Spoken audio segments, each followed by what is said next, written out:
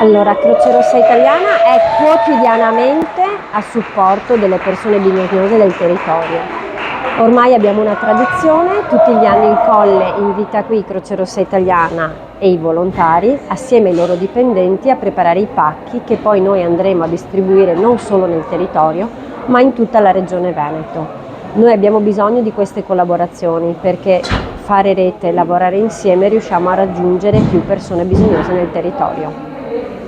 Di solito la Croce Rossa Italiana come fa a organizzare questo tipo di attività e in questo caso i pacchi come verranno distribuiti, secondo quali criteri?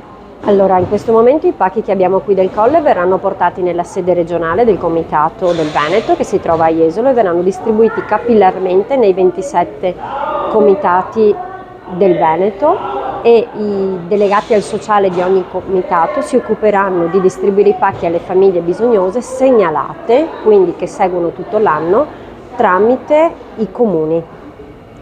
In Veneto quante attività più o meno di questo tipo avete messo in campo in questo Natale 2024? Allora, abbiamo tantissime attività di questo tipo, similari, da un po' più piccole a un po' più grandi, però sono attività che stanno molto prendendo piede. Questa del Colle ormai per noi è tradizione. Sul sociale qual è la tendenza? Ci può dare un po' i numeri, la cifra di quella che è la situazione delle famiglie, anche dell'emergenza?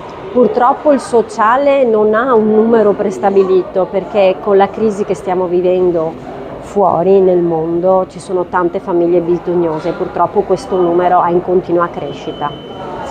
Per il 2025 qual è il vostro proposito e possiamo essere ottimisti sul fronte del sociale? Sicuramente sul fronte del sociale possiamo essere ottimisti perché Croce Rossa Italiana è impegnata quotidianamente a supporto delle persone che hanno bisogno.